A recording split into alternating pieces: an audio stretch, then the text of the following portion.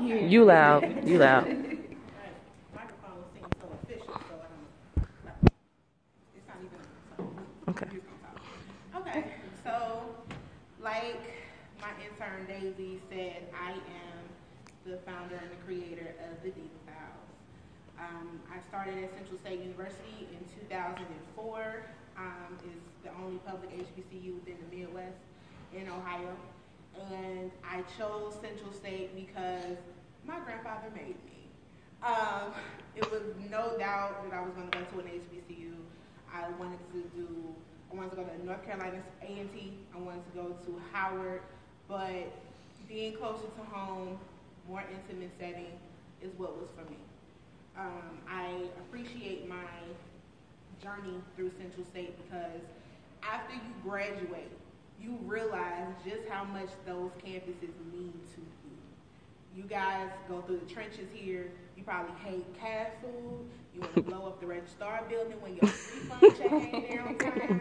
When your professor don't want to sign off on your class sheet and you trying to get in that class so you can graduate, you probably want to blow up every building on campus. But when you graduate and you see just what the world has to offer you, you appreciate and you understand that this campus made you as strong as you can be.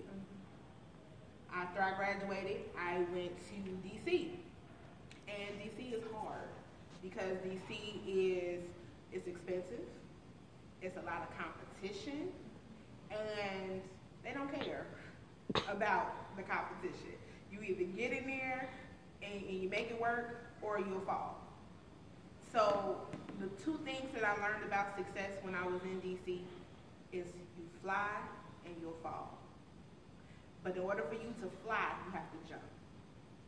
And if you don't jump, you'll never know what your potential is going to be.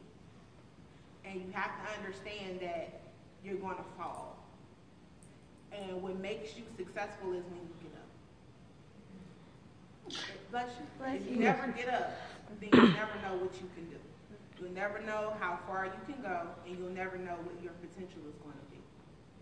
When the young ladies sit up here and they talk about relationships, whether it's a friendship, it's a significant other, or it's your family. When it comes to you in your life and your success story, you have all the control in the world.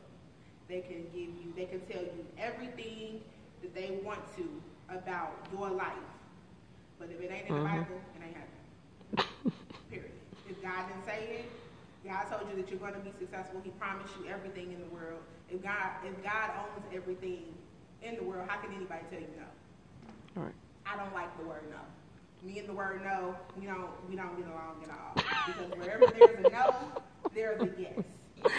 Somewhere around there. So you have to be careful about who you consider to be your friends. You have to be careful about who you consider to be your man or your woman. However you do.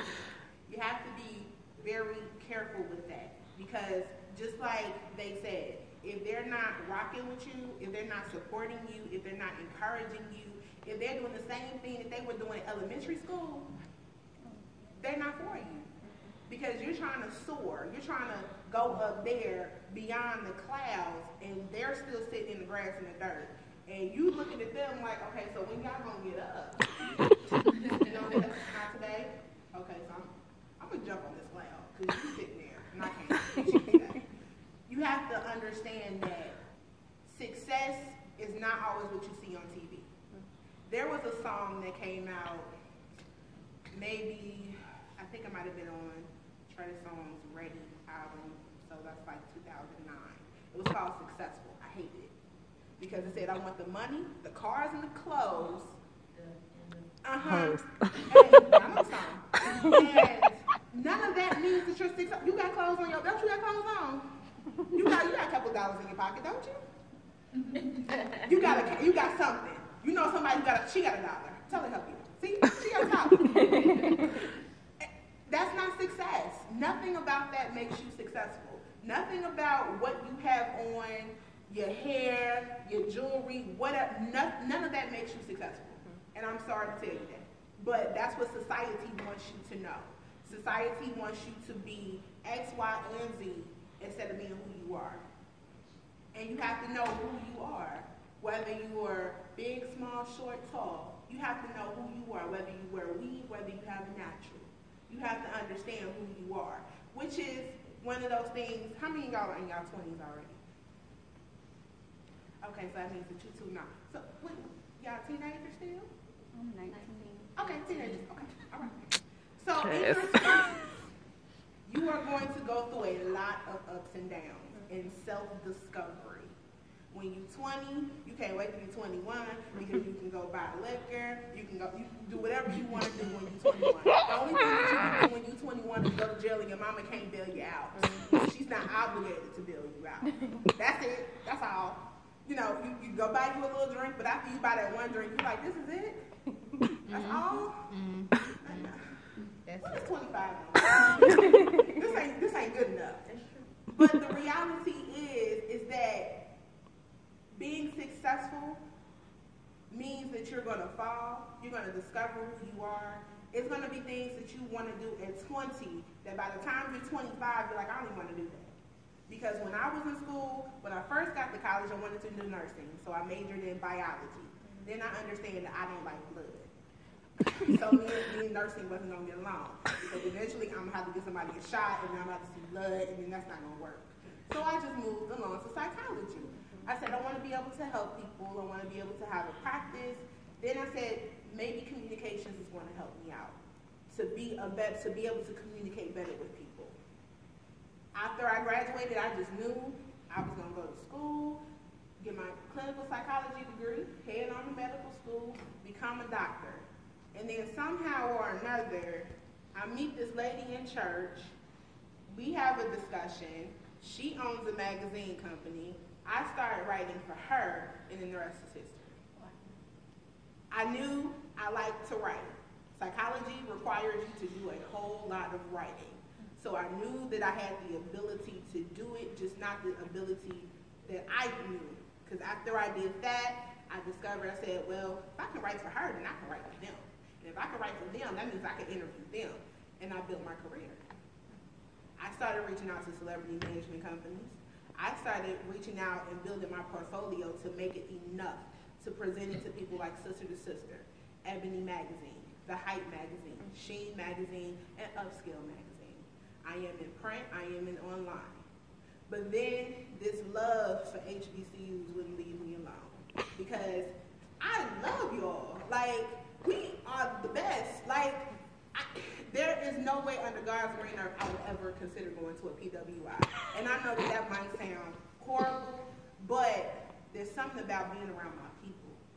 There's something about seeing my people get educated and seeing them soar and go to that next level. And if I can help that, that's what I want to do. So in my friend's kitchen, I created the Diva House. And we started with 6, and now I have 20 interns. And they are the most jealous people in the world. They don't want to people. They don't like Nope. people. When I say, hey, what's the new semester? Let's get some. No. No. No, we don't want that. We want what we got because we got to deal with what we got. But the blessing about what we have is that we have people from Jackson State, North Carolina A&T, Hampton, Howard, Clark Atlanta, Savannah State. We have people from all over. And these are mainly women. I have one guy, and I have mainly women. And the one misconception that you have and that you're always going to hear about women is they're going to bicker, they're going to fight, they're going to argue. We're a family. I don't play that. They be in group me, they be chatting, they talk about everything under the sun. They get their work done though. If they have an issue, they resolve it within themselves. That's the blessing about the Diva House. That's the blessing that when I go into GroupMe or I go onto the website and I see stories and I see interviews and I see people commenting and we'll go on Instagram and we'll see all these people doing everything. I'm like, wow, this little girl from Cincinnati, she did that? She created that? And they're so good. And then I created another company called Jihad.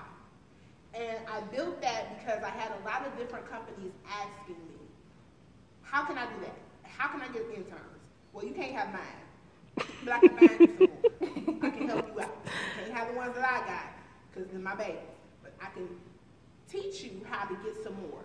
So I created another internship company that works with other brands and helps them find interns, whether business administration, health, communications, social media interns, and we do college credit, we do community service, we do paid, and we do non-paid. But it's all in the effort to expose HBCU students.